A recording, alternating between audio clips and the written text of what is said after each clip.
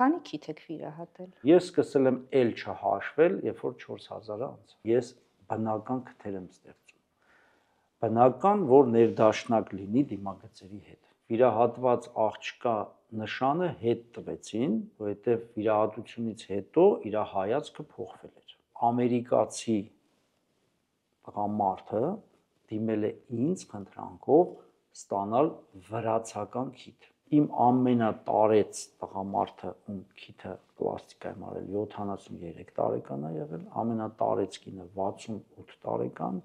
իսկ ամենատարեց տղամարդը, ում կատարել եմ դեմքի ձգում, եղել է 82 տարեկան։ Այդ իմպլանտները ցանկացած պահի, նույնիսկ տեղային անցկացման, առանց նարկոզի կարելի է հանել ուղղակի։ Այսինքն ինքը խնդրեմ չի։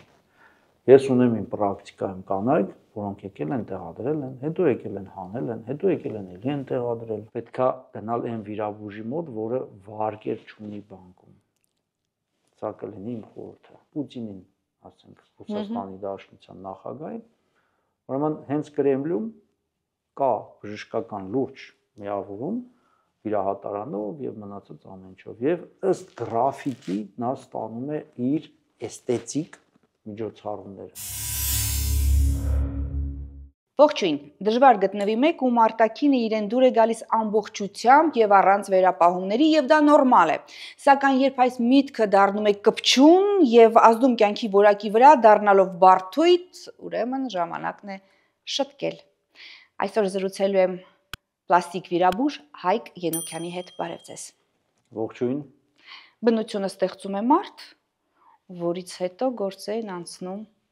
պլաստիկ վիրաբույժները, համապատասխանեցնելով մարդուն իր երազածին։ Կարող եմ պլաստիկ վիրաբույժին համեմատել նկարչի եւ հրաշագործի հետ։ Ու ֆանտազիայի հարց է իհարկե։ Գիտեք, իմ կարծիքով եւ ոչ միայն իմ, այլ կա նման սկզբունք, որ պլաստիկ կամ ավելի ճիշտ ասած գեղագիտական վիրաբուժությամբ զբաղվելուց առաջ անհատը, վիրաբույժը պետք է ունենա լուրջ վիրաբուժական դպրոց, գոնե մի 10 տարվա, որից հետո նոր մտքով անցկացնի էսթետիկ, գեղագիտական կամ պլաստիկ վերականգնողական վիրաբուժությամբ զբաղվելու գաղափարը։ Քանի որ եւ անհրաժեշտ են լուրջ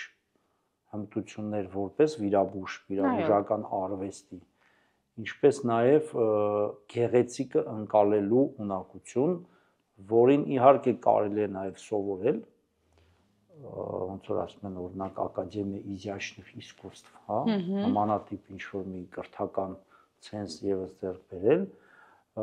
բայց նաև կա մի պահ, որ դա ի վերուստ մարդու մեջ կամ կա գեղեցիկի ընկալումը կամ չկա։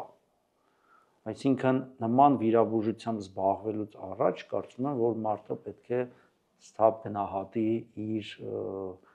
հիմքերը եւ այդ երկու ոլորտների համադրությունը նոր կարող է տալ լավ արդյունք։ Պլաստիկ վիրաբուժությունը իսկապես բնագավառ է, ոլորտ է, որտեղ բժշկի ճաշակը շատ կարևոր է, որովհետև այնուամենայնիվ ինքը նույն այդ քիթը վիրահատելու է այնպես, ինչպես կթելադրի իր ճաշակը։ Ձեր պարագայում դուք որ տարբերակն եք գերադասում, որպեսզի հետագայում էլ գլխացավանք չունենաք։ Այ մարդը ցույց տվեց, ասեց այսպիսի քիթ եմ ուզում,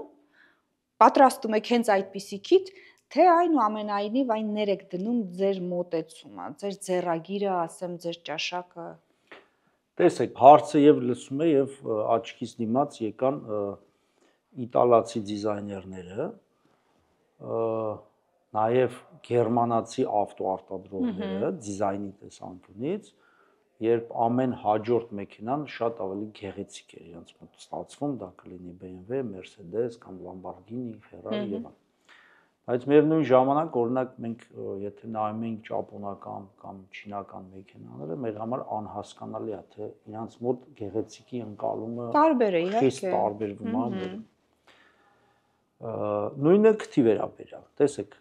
շուրջ 25, նույնիսկ 26 տարի արդեն վիրահատելով դեմքի եւ մարմնի այլ հատվածները, մասնավորապես եթե քթից ենք խոսում, իմ մոտ ձևավորվել են պացիենտների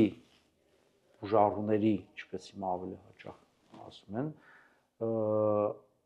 կոնտինգենտ, որոնք ինձ դիմում են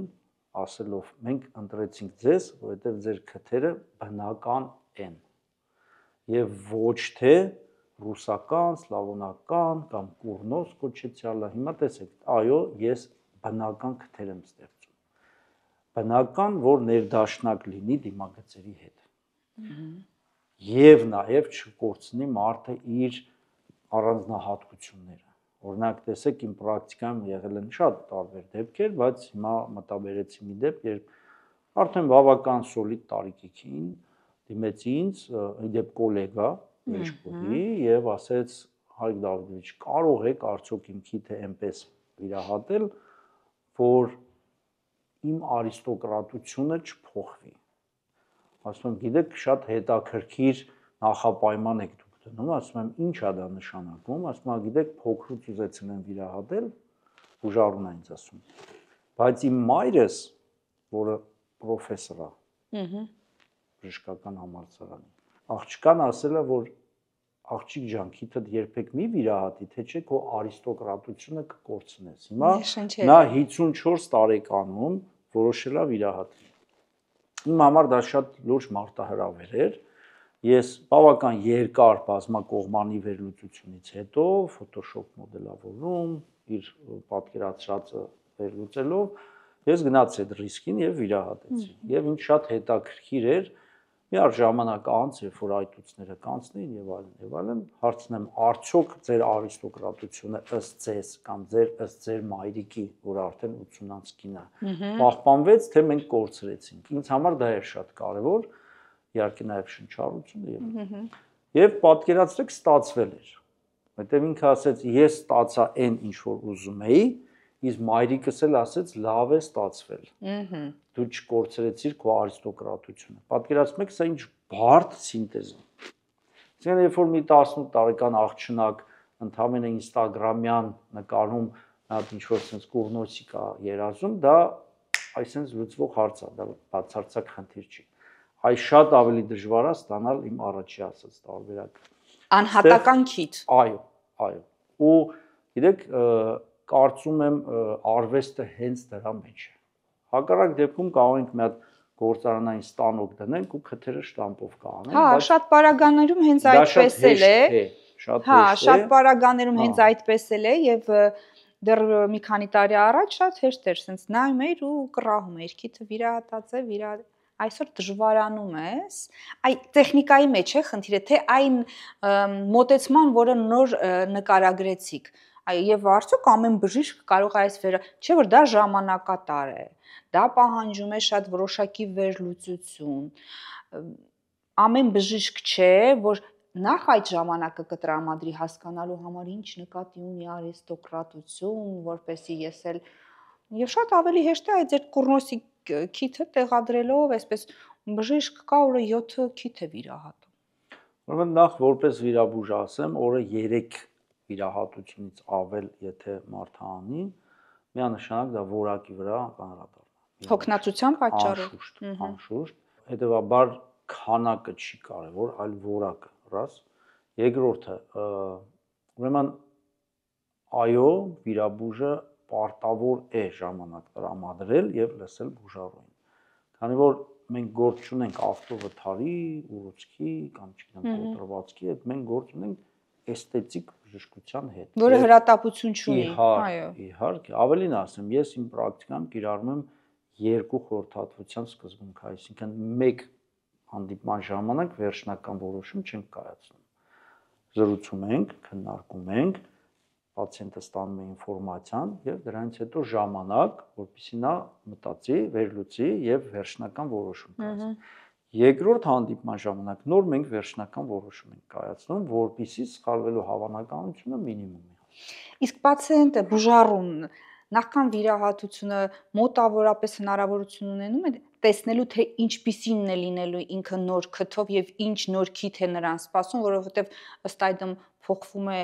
հայացքը մարդու դեմքի արտահայտությունը։ Սա կանխատեսելի է վիրատությունից հետո ոնց է լինելու։ 99 թվականին կամ 2000-ին այդ ժամանակահատվածում էր, ես ունեցա մի դեպք, երբ վիրահատված աղջկա նշանը հետ տվեցին, որովհետև վիրահատությունից հետո իր հայացքը փոխվել էր։ Պատկերացրեցիք, այն ժամանակ Photoshop չկար դեռ։ Բայց սա եղավ ինձ մի ազդակ, որ պետք է շատ ավելի լուրջ վերաբերվել։ Աղջկա դուրը շատ գալիս էր իր քիթը։ Մայրիկի դուրն էլ էր շատ գալիս, բայց փեսայի դուրը չեկավ, ասում եմ, ես այն քթով էի ձեզ հավանել։ Պատկերացրեցիք։ Միգուցե լավն էլ դա էր, չես կարող ասել, բայց այնուամենայնիվ որպես վիրաբույժ ես հասկացա, որ այդտեղ շատ լուրջ հարցերի հետ մենք կարող ենք առնչվել եւ ես իմ պրակտիկայում ֆոտոմոդելավորումը կիրառել եմ հենց այն պահից, երբ Photoshop-ը ընդհանրապես հասանելի էր դարձել մեզ 2005-6 թվականներն էին։ Ինքը լավ գործիք է, սակայն ես դրա ջատագովը չեմ, ինչու, որովհետեւ հնարավոր չի համակարգչի էկրանի վրա ստանալ 100%-անոց այն արդյունքը, որը լինելու է 1 տարի հետո։ Մոտ մի 90%-ով դա իրատեսական է։ Կիրառում եմ, այո, ինչու, որովհետև դա հնարավորություն է տալիս պացիենտին եւ բժիշկին իրար հասկանալ։ Եվ մոտավորապես պատկերացնել, թե արդյոք ինչ փոփոխությունն է, որ իրատեսական է եւ ընդունելի։ Ավելի պրակտիկ, ավելի լավ տարբերակ, երբ ես բուժարունին տալիս եմ հայլին, խնդրում եմ նայել դեմքին եւ ասել ինչն է ավելորդ, ինչից են ուզում ձերբազատվեն։ Ինչպես Միքելանջելոին երբ հարցրեցին, ոնց է դու կաղան մարմարի այդ կտորից ստանալ նման արվեստի գործեր, ասում եմ շատ հեշտ։ Ասում են ոնց, բա մյուսները չեն կարողանում, ասում են ինքը վերցնում եմ քարի կտորը, հանում եմ ինչը ավելորդ է, մնում է տակ այն ինչը պետք է մնա։ Հիմա մոտավորապես նույն սկզբունքով ես եմ իրագործում վիրահատությունները, այսինքն ինչը ավել է, ես դա հանում եմ ու ստանում ենք այն ինչ որ պետք է ստանալ։ Բայց ցանկացած դեմքի վրա ցանկացած փոքրության չափսի քիթ հնարավոր է ստանալ, թե այնուամենայնիվ բնությունը ի սկզբանե որոշակի այսպես սահմանափակումներ, հնարավորությունների դրել է նաև Միքելանջելոին։ Հիմա տեսեք, Միքելանջելոին հիշեցինք, որպեսզի Դա Վինչին չնեղանա մեզանից, իրան էլ հիշենք, ոսկե հատման սկզբունքը առաջի անգամ երբ որ ձևակերպվել է Վիտրովյան մարդու տեսքով եւ այլն, եւ դա կա ամբողջ տիեզերքում, սկսած խունջից, վերջացրած տիեզերքի կառուցվածքով, հա, գալակտիկաների։ Պետք է ամեն ինչ լինի համահունչ։ Այսինքն, եթե մենք վերցնենք շատ կոպիտ դեմքի վրա դնենք շատ փոքրիկ քիթ, գեղեցիկ չի լինի եւ հակառակը։ Եթե նուրբ դիմագծերով աղջնակին դնենք մեծ քիթ, նույնպես չի սազի։ Դե դրա տարբերակը դժվար ցանկացող։ Ունեցել եմ նաեւ նման տարբերակ, երբ ամերիկացի տղամարդը դիմել է ինձ խնդրանքով ստանալ վրացական քիթ։ Այսպես Այո, այո։ Սապատով, հա։ Այո, ես չգիտեմ դա ինչով էր պայմանավորված, միջև անգամ մենք մեր կոլեկտիվով որ քննարկում ենք, ասացինք երևի սա ռազվեդչիկ է։ Ուզում էր գնա Վրաստանում ռազվեդկա սպաղվի, որտեղ այլ բացատրություն մենք չունեինք, այնուամենայնիվ մենք ստացանք։ Ես իր կող աճառից վերցրեցի փոխպատված, տրանսպլանտացիա արեցի, քիթը մեծացրեցի եւ ստացանք այն քիթը, որը ինքը մեզ պատվիրել էր։ Գոհ էր։ Այո, այո, եւ կարծում եմ, որ տեսեք, սա եւս ապացույց է նրան, որ միայն անհատական մոտեցումն է, որ արդարացված է։ Եվ պատկերացրեք, ես ընդհանուր վիրաբուժությունից, դիմացնոտային վիրաբուժությունից հետո երբ սկսեցի զբաղվել էսթետիկ վիրաբուժությամբ, հենց դա է, որ ինձ գայթակղել է։ Ինչի, որովհետև դու կարողանում ես որպես ճարտարապետ, որպես սկուլպտոր արարես, այլ խնդիր, որ քարը երբեք քեզանից չի դժգոհում, բայց պացիենտը կարող է դժգոհել։ Այ համար 1 խնդիրը դա է, գիտեք ինչի, որովհետև շատ հաճախ դու կարող ես ստանալ այն, ինչ որ պացիենտը ուզել է, բայց միևնույն է, դու չես կարող պատկերացնել, թե իր ուղեղում ինքը ինչ ֆանտազիաներ է ունեցել։ Դրա համար ամենակարևորը վիրաբույժը, էսթետիկայով զբաղվող կարողանա արդարացնի պացիենտի սպասումները։ Այս սա ամենադժվարն է, որի ֆորմուլան մենք անընդհատ ման ենք գալիս ու ոնց որ թե գտել ենք։ Ձեր պացիենտ կան, որը եկել եւ ասել էր վիրատը քիթս, բայց որ արիստոկրատությունը չկորի։ Քանի տարեկան էր։ 54։ 54 տարիքը սահմանափակվում է պլաստիկ վիրահատության համար։ Այսինքն շատ փոքր տարիքում էլ չի կարելի, ինչու չի կարելի, եւ արդյոք որոշակի տարիք կա, որ դրանից հետո էլ ցանկալի չէ, որովհետեւ ձևը չի պահպանվելու կամ շուտ է կորցնելու։ Այ իմ սենյակում բազմաթիվ բյուստեր կան դրված, եւ սպիտակ բյուստերի մասին էլ ենք եւ խոսելու։ սպիտակ եւ սև քարից եւ այլն։ Ես միշտ օրինակ եմ բերում, ասում եմ նայեք, սպիտակ մարմարի կտոր տվեք, ես այնպեսի քիթ քանդակեմ, որ դարերով մնա։ Քանի որ նյութը, որի հետ մենք աշխատում ենք, նա կենթանի նյութ է, անընդհատ փոփոխվում է։ Այսինքն անես երիտասարդ տարիքում, հասուն տարիքում միևնույն է արդյունքը չի լինելու կայուն 100%։ Տարիների մեջ անընդհատ փոխվելու է։ Այսինքն մեկ։ Երկրորդը տարիքային սահմանափակում որպես այդպեսին գոյություն չունի։ Ինչու՞, որովհետև սահմանափակում կարող է լինել առողջական վիճակը, հարակից հիվանդությունները, շաքարային դիաբետ, բարձր ճնշում եւ այլն։ Ինքնին տարիքը սահմանափակում չէ, բայց 18 տարեկանից ցածր աղջիկներին, տղաներին կարելի։ Ուրեմն, եթե խոսքը գնում է էսթետիկ փոփոխություններին, քթի հետ կապված, աղջիկներին 16+, տղաներին 18+։ Բայց եթե խոսքը վերաբերում է շնչառական ֆունկցիային, նույնիսկ նորածնին կարելի է վիրահատել։ Եթե խոսքը վերաբերում է շնչառական ֆունկցիային, սա տարաբաժան ենք, հա։ Վերին շեմը սահման չունի։ Իմ ամենատարեց տղամարդը, ում քիթը պլաստիկայում արել 73 տարեկան է եղել, ամենատարեց կինը 68 տարեկան, իսկ ամենատարեց տղամարդը, ում կատարել եմ դեմքի ձգում, եղել է 82 տարեկան, որը բացարձակ առողջ անձնավորություն էր, որտեղ բոլոր անալիզները ցույց տվեցին, որ ինքը խնդիր չունի։ Սա էլ է եզակի դեպք։ Քանի քիթ եք վիրահատել։ Ուրեմն տեսեք, մի պահ է գալիս, երբ որ դու չես հաշվում։ Այո, իրականում դա այդպես է։ Ես սկսել եմ էլ չհաշվել, երբ որ 4000-ը անցավ։ Երբ որ 4000 քիթ միանշանակ արդեն ես բոլոր փաստաթղթերով նայել եմ, տեսել եմ, որ ես արդեն այդ շեմը անցել եմ, ես էլ չեմ հաշվել, հավատացեք, ամել ես մի քիչ աստվածավախ մարդ եմ, լավ իմաստով ու մի դրվագ հիշում եմ 5 տակարանից, երբ որ Աստված չի սիրում, երբ որ մարդը համար են անում։ Աստված ատում է, երբ որ մարդը համար են անում, հա, ինչի, որտեղ ասում է դա իմն է, ինչի եք հաշվում։ Հիմա իմ պացիենտները դա Աստծո կողմից ուղարկած մարդիկ են։ Ես իրենց չեմ հաշվում։ Պետք չի հաշվում։ Լավ, 4000 քիթն էլ տարբեր են։ Միանշանակ։ Եթե 8 միլիարդ քիթ տեսականորեն վերցնենք, որ կա աշխարհում, բոլորը տարբեր են, անխտիր։ Չէ, ձեր պատրաստած։ Իմ պատրաստածն է։ Եթե դուք իմ էջում կամ կայքում նայեք, երկու նմանատիպ քիթ չեք գտնի։ Թորշնում է մաշկը տարիների հետ, կամ մարդը ավելորդ քաշ է ունենում եւ կտրուկ քաշի նվազում է ունենում, ավելորդ մաշկ է առաջանում։ Առանց դա էլ տարիքի հետ մարդը ձգումներ է ուզում դեմքի անել։ Հնարավոր է արդյոք վերից վար մարդու մարմնի ամբողջ մաշկը ձգել եւ ինչ կլինի դրանից հետո ավելի նրբազգաց մաշկը չի դառնա, խնդրահարույց չի լինի։ Սկսենք հետեւյալից, որ տարիքային փոփոխությունները իհարկե ներառում են այսպես կոչված պտոզ հասկացողություն, այսինքն իջեցում, բայց այդքան པարզ չի։ Ամեն ինչ իրականում ոնց որ ասենք աղջիկը տեսան գեղեցիկ է, վայ սիրահարվեց, հետո շփվում է, པարզվում է բնավորությունը այդքան էլ լավը չի, հա, օրինակ եմ ասում։ Հիմա նույնը առաջին նայում ես մաշկը իջած է, կախված է, բայց իրական միայն դա չի։ Եվ ոսկրային համակարգն է փոխվում տարիների մեջ, եւ մկանափակեղային շերտն է փոխվում, եւ ենթամաշկային ճարպը, այսպես կոչված տուրգր առածգականությունն է կորում, հա, մենք չենք համեմատել 18-20 տարեկան, ասենք տիկնոջ մաշկը 90 տարեկան տատիկի մաշկի հետ, այսինքն որակը եւս փոխվում է, հա, եւ այսօր բավական մեծ հնարավորություններ կան, բացի զուտ մեխանիկորեն ձգելուց, նաև բարելավել որակը։ Օրինակ մեր նորաբաց կլինիկայում Ֆացիո կլինիկում Այս մասին խոսելու ենք։ Խնդրեմ։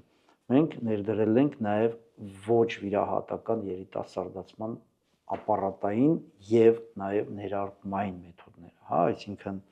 լազերը, ուլտրաձայնը, ռադիո ալիքը եւ մնացած էլի շատ գործոններ մենք կիրառում ենք ի նպաստ երիտասարդացման։ Ու մի անգամից ասեմ այդ հարցին, որ միշտ բնականաբար հիմա մեր հաղորդումը նայելուց հետո էլ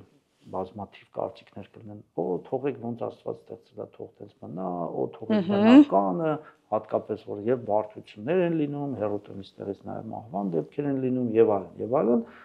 ես էլ միանշանակ կասեմ, իսկ ինչքան մարդիկ են երջանկացել մեր միջամտություններից հետո, այդ մասին չենք խոսում, մենակ վատի մասին ենք խոսում։ Ազատվել են բարդույթներից, բարձրացել է ինքնագնահատականը, ամուսնացել են, երեխաներ են ունեցել, Ամերիկայի վիզա են ստացել եւ այլն, եւ այլն, եւ այլ առավելություններ փաթեթային։ Խոսեցիք ամուսնությունից, երեխա ունենալուց, կրծքի վիրահատությունը, ձև են փոխում, չափս են փոխում այդ իմպլանտները, արդյոք հետագայում կրծքով կերակրելու համար խնդիր չէ։ Ասեմ, անշուշտ անկեղծ լինելու համար 100%-անոց բան իհարկե գոյություն չունի, բայց բժշկագիտությունը, նյութատեխնիկական հագեցվածությունը, գիտական նոր նվաճումները ինչ խոսք տարեց տարի ավելի բարելավում եւ կատարելագործում են, մասնավորապես իմպլանտները կրծքի, եւ կարող եմ ասել, որ ես հանգիստ կրճով լայնորեն եւ կիրառում եմ եւ կիրառեմ իմ պրակտիկայում այդ իմպլանտները, ինչու, որովհետեւ տասնամյակների փորձը ցույց է տալիս, որ եթե գրագետ եւ ճիշտ շերտում իմպլանտացիա կատարել, կաթնատվության վրա որևիցե ձևով չի անդրադառնում։ Այսինքն կինը կարող է հղիանալ, կաթով կերակրել, ոչ մի խնդիր չի առաջանում։ Մեկ, երկրորդը ասեմ հետեւյալը, այդ իմպլանտները ցանկացած պահի, նույնիսկ տեղային անցկացման, պարոնց նարկոսի կարելի է հանելու։ Այսինքն ինքը խնդրեմ չի։ Ես ունեմ իմ պրակտիկայում կանայք, որոնք եկել են տեղադրել են, հետո եկել են հանել են, հետո եկել են էլի են տեղադրել, հա։ Դարակ են բացել այնտեղ։ Հա, հետեւաբար դա իրականում պետք չի այդպես շատ բարդացնել։ Եթե ամեն ինչ գրագետ կատարվում է, դա խնդիր չի։ Այլ խնդիր, որ օրինակ ունեցել ենք պացիենտներ, որոնք հոգեբանորեն, ասենք, պատրաստ չեն եղել իմպլանտի, շատ են ուզեցել, բայց պատրաստ չեն եղել, հետո եկել ասում են, այ հանենք էլի դոկտոր ջան, ասում խնդրեմ չի։ Վերադառնում եք ձեր նույն առաջվա փոքրիկ կամ ասենք կախված կրծքին, եթե ձեզ դա բավարարում է, օքեյ։ Բայց ասում եմ դեպքեր ա եղել, հետո եկել նորից դրել են, որովհետև հասկացել են, որ դա լավ բան է եւ գրագետ կրկնում եմ իմպլանտացիայի պարագայում նրանք անվտանգ են։ Ժամանակի ինչ որ օգտագործման ժամկետ ունի այս իմպլանտը։ Անպայման, ինչպես եւ ամեն ինչը։ Արտադրող գործարանները, որոնք որ շատ չեն իրականում, աշխարհում երկու տեղ ընդհանրապես սիլիկոնը արտադրվում կրծքագեղձերի համար, իրանք խորհուրդ են տալիս 10 տարի անց փոխել իմպլանտները, դնել նորը, որովհետեւ իրանք ուղղակի ֆիզիկապես մաշվում են։ Բայց նաև պրակտիկայից ասեմ, որ իրականում ոչ էլ գալիս են, ոչ էլ փոխում են։ Բայ։ Հա, ասում են, ես լավ եմ ինձ զգում, մի հատ անցնում են մամոգրաֆիա, տեսնում են, որ ամեն ինչ նորմալ է, ու չեն էլ փոխում։ Կարելի է։ Այո, այդպես չի, որ դա այտենց հանցանքա չփոխելը, բայց արտադրողը խորհուրդ է տալիս փոխել 10 տարին մեկ։ Միգուցե որպես իր սիլիկոնը լայն սպառում ունենա, ոչինչ չենք բացառում։ Այնպես լավ նկարագրեցիք, իմպլանտը հանեց կրծքի, հետո դրեց, հետո նորից հանեց։ Սա թեթև վիրահատություն է եւ արդյոք ամեն անգամ այդպես դնել հանելուց սպիդ չի թարմանում, ինչպիսի հետքեր է թողում։ Նույն սպիով է կատարվում մեկ, երկրորդը ճիշտ գրագետ կատարած իմպլանտացիայից հետո ձևավորում է գրպանիկ, որի մեջից իմպլանտը հեռացնել ընդհանրապես մեկ ձեռքի շարժումով կարելի է հեռացնել։ Նույն հաջողությամբ կարելի է տեղադրել ուրիշ չափի իմպլանտ։ Օրինակ ամենահաճախ ռեօպերացիաները կրծքագեղձի հենց դրա հետ են կապված։ գալիս են, խնդրում են մեկ չափ ավելի մեծացնել։ Եվ մենք հեռացնում ենք նախկին իմպլանտը, տեղադրում ենք մեկ չափ ավելի մեծ իմպլանտ։ Սա հոսպիտալացում չի պահանջում, անում է գնում է տուն։ Գիտեք, օրինակ Միացյալ Նահանգների պրակտիկան ցույց է տալիս, որ նույն օրը ուղարկում են տուն։ Մենք սովորաբար գիշերը պահում ենք հսկողության տակ, բայց իհարկե կարող ենք նաև ուղարկել տուն։ Ուղղակի մեր ապահովությունից ելնելով պացիենտի խղճի հանգստության համար մենք առաջարկում ենք այդ օրը մնալ մեր հսկողության տակ։ Ասում են բավական է կինը կամ մարդը մեկ անգամ դիմի պլաստիկ վիրաբուժության, դրանից հետո մշտական հաճախորդ է դառնում, անընդհատ ինչ-որ բան ուզում է շտկել ու փոխել։ Ինչից է այս կախվածությունը առաջանում։ Ну, այսպես ասեմ, եթե դուք համով թեյ կամ սուրճ եք խմում, հետո էլ եք ուզում, չէ՞։ Դա նորմալ է։ Այսինքն, եթե մարդու մոտ լավ դրական փոփոխություն է տեղի ունենում, նա տեսնում է, որ դա վախենալու չէր, ցավոտ չէր, բոլոր միֆերն ու վախերը, որը կային իր մոտ ինտերնետից կարդացած կամ շակերտավոր լավ ընկերուհիների կողմից վախացրած, իրանք տեսնում են, որ դա տենց չէր ու դրա համար ուղղակի հավես են ընկնում, ասում են ինչու ոչ։ Այդտեղ ես վատ բան չեմ տեսնում, եթե իհարկե խոսքը չի վերաբերվում կպչուն մտքերին կամ չգիտեմ նևրոզներին, որը իհարկե պրոֆեսիոնալ վիրաբույժը պետք է կարողանա տարաբաժանել։ Եթե այսպես գանք ըստ պահանջարկի, որ վիրահատություններն են ամենապահանջվածը պլաստիկ վիրաբուժության առումով։ Նախ պետք է տարաբաժանենք որ երկրում։ Հայաստանում։ Եթե խոսում ենք Հայաստանի մասին, տենդենսները իհարկե միտում ունեն փոխվելու, բայց այսօրվա դրությամբ ես կարծում եմ, որ ամենաշատը սկսել են վիրահատվել կոպերը, այսպես կոչված բլեֆարոպլաստիկան, այո, ռինոպլաստիկան տարեց տարի եւ շատանում է եւ նվազում է։ Դա ո՞րն է։ Քթի պլաստիկան, այդպես ասեմ, հաջորդը իհարկե դա լիպոսակցիան է, ճարպերի հեռացումը, ավելորդ ճարպերի մարմնի ցանկացած հատվածից եւ որովայն եւ աստրեր եւ այլն։ Այդտեղ որ մի տեղից հանում են, որտեղ պետք է այնտեղ են ներարկում, դա է։ Այո։ Դա լիպոսկուլպտուրա, արդեն այդպես է կոչվում։ Լիպոսակցիան դա հեռացնելն է, լիպոֆիլինգը ներարկելն է, Դուք դա անում եք։ Լիպոսկուլպտուրան, անշուշտ, լիպոսկուլպտուրան դա արդեն երկուսի զուգակցություն։ Այսինքն այստեղ դուք նկարչական նկարչի քանդակագործի մոտեցում ցուցաբերում եք արդեն ոչ միայն դեմքի, այլ նաև ամբողջ մարմնից։ Անպայման։ Լավ, բժիշկ, հիմա դուք ինձ տեսակ, ես երբևէ պլաստիկ վիրաբուժության չեմ դիմել։ Այդ քանդակագործ նկարչի հայացքով ինչ կփոխեիք իմ դեմքի վրա։ Ես եվրейский պատասխան կտամ։ Իսկ ինչը ձեզ չի բավարարում։ Թե եթե մինչև այսօր չեմ դիմել, երևի բավարարել է։ Հանգիստ ապրեք։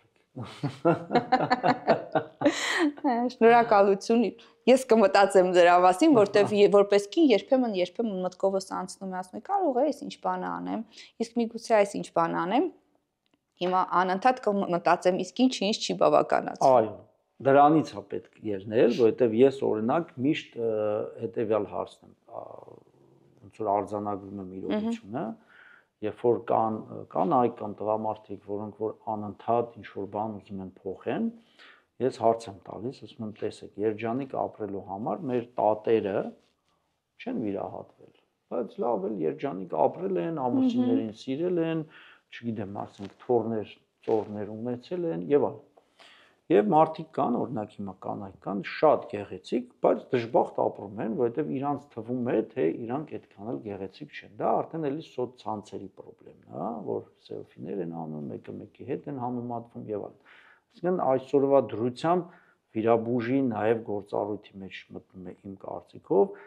պացիենտին ճիշտ ուղու վրա դնելը։ Այո։ Այսինքն եթե կա ռեալ խնդիր, իհարկե բուժել, խնդիրը լուծել, շտկել, վերականգնել, կամ գեղեցկացնել։ Բայց եթե մարդը ի սկզբանե, օրինակ, ես որ լսում եմ, որ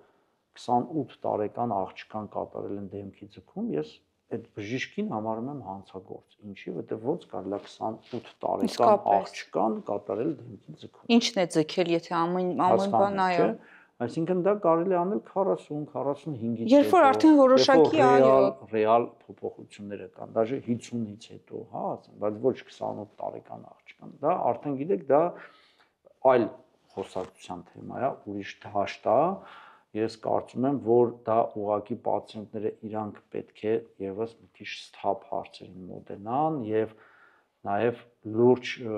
վերլուծություն կատարեն, թե վիրաբուժը ինչ նպատակով է համաձայնվում կատարել այդ վիրահատությունը։ Այսինքն ոնց որ ես համոզված եմ, որ երկրի Հայաստանը չասեմ, նույն Միացյալ Նահանգները վերցնենք, որ չքաղաքականացնենք, տեսեք մեծահարուստներն են դառնում երկրի նախագահ այնտեղ։ Դա նորմալ է։ Նույնն էլ պետքա գնալ այն վիրաբուժի մոտ, որը վարկեր չունի բանկում։ Սա կլինի իմ խորհուրդը։ Տղամարդկանց դիմելիությունը պլաստիկ վիրաբուժի, նաև կոսմետիկ խնամքի միջոցներ, նույն լինի բոտեքս, ինչպես խոսեցինք Ֆացիո ձեր նորաբաց կլինիկայից, այստեղ դեմքի խնամքել է իրականացվում, տղամարդկանց դիմելիությունը թե պլաստիկ վիրաբուժության, թե խնամքի միջոցների։ Տեսեք, նախ ասեմ, որ մեր Ֆացիո կլինիկը, որը որ հիմնադրվել է իմ կողմից եւ նպատակ ունի դեմքի հետ կապված ցանկացած հարցով, որպեսզի կարողանան դիմել, սկսած ստոմատոլոգիայից, իմպլանտոլոգիայից, վինիրներից, վերջացրած կոսմետոլոգիայով, հա։ Մենք այդ բոլոր հնարավորությունները ստեղծել ենք, որ ոչ միայն վիրաբուժական լինի, հա,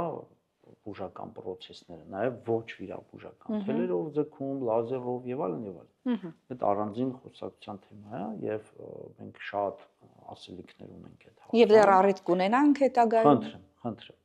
Եվ տղամարդկանց, եթե վերաբերվում է հարցը,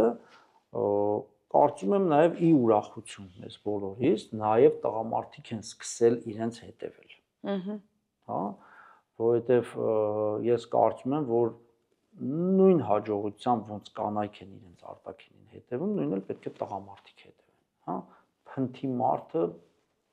գեղեցիկ չի, ասենց ասենք, հա։ Ես կասեի հավատ չի ներշնչում, վստահություն չի ներշնչում։ Գոնե լվացվեն, հա։ Ինչ վերաբերվում է, ասենք, պլաստիկ վիրաբուժությանը, իհարկե ես կարծում եմ, որ խելամիտ եւ ճիշտ մոտեցումների դրսևորման ժամանակ տղամարդիկ եւս շահած դուրս կգան, ինչ առումով, որ տեսեք, օրինակ ես միշտ այդ օրինակը բերում եմ առանց վարանելու, նույն Պուտինին, ասենք, Ռուսաստանի Դաշնության նախագահին, ուրեմն հենց Կրեմլում կա բժշկական լուրջ միավորում վիրահատարանով եւ մնացած ամեն ինչով եւ ըստ գրաֆիկի նա ստանում է իր էսթետիկ միջոցառումները։ Ինչու՞։ Այո, ինչու, որովհետեւ երկրի դեմքը պետք է լինի նաեւ առողջ, խնամված, դա մեր բոլորի դեմքն է, չէ՞, բնականաբար, այսինքն նաև դրանով է պայմանավորված նույն բիզնեսում կամ քաղաքականության մեջ հաջողությունը եւ այլն եւ այլն։ Հիմա օրինակ տեսեք մի փոքր կաղա ասած կոպիտ հնչի, բայց մեր ժողովուրդը սիրում է, չէ՞, տարբեր արտահայտություններ, օրինակ ասում են ոնց որ հոգնած դեմք լինի, չէ՞, ասենք կամ ով էր այս հոգնած դեմքը, չէ՞, ինչի պետքա նման արտահայտություն անեն տղամարդու հասցեին, չէ՞։ Наоборот, տղամարդը պետքա լինի առույգ, սպորտային, sense հավատ ներշնչող, որպեսզի իրան հավատան, իրան վստահեն։ Իսկ դրա համար նաև պահանջվում է խնամքը։ Օրինակ ես կարծում եմ վերջի վերջո կգա նորից այն ժամանակը, որ կսկսեն նորմալ սափրվել, նորմալ իրանց հետևել, հա, այդ մոդան էլ կանցնի, մորուք պահելու եւ այլն եւ այլն եւ այլն։ Կարծում եմ արդեն անցել է։ Հա, այսինքն նաև ինչու ոչ։ Երկու օրինակ միշտ ես սիրում եմ բերել Շարլ Ազնավուրը, որը իր քիթը վիրահատել է, եւ Ֆրունզիկ Մկրտչյանը, որը իր քիթը չի վիրահատել։ Երկուսն էլ տաղանդավոր հաջողության հասած։ Մեկը որոշել է քիթը վիրահատի, մյուսը որոշել է չվիրահատի։ Դա ցանկացած անհատի ընտրությունն է։ Շնորհակալություն զրույցի համար։ Հայկ, մենք նորից կհանդիպենք եւ նորից խոսենք այս ամենի մասին, բայց ավելի ծավալուն եւ հանգամանորեն, քանի որ այս անգամ ամբողջի մասին խոսել պարզապես չհասցրեցինք։ Շնորհակալություն հրավերի համար, ինձ էլ շատ հաճելի է եւ կարծում եմ ասելիքներ դեռ շատ ունենք եւ այս թեման իրականում բոլորին շատ հետաքրքրում է։ Ամենայն դեպս կփորձենք օգտակար լինել մեր ժողովրդին, մեր բուժառուներին եւ միգուցե մարդիկ մեզ լսելուց հետո կկարողանան իրենց ճիշտ որոշումը կայացնել։ Եվ այցելել Ֆացիո կլինիկա։ Welcome. իդեպ հրավիրում եմ, կարող եք այցելել Ֆացիո կլինիկ, Արաբկիր թաղամասի Մամիկոնյանց 21 հասցեում,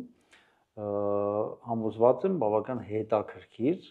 նորություններ կբացահայտեք ձեր համար եւ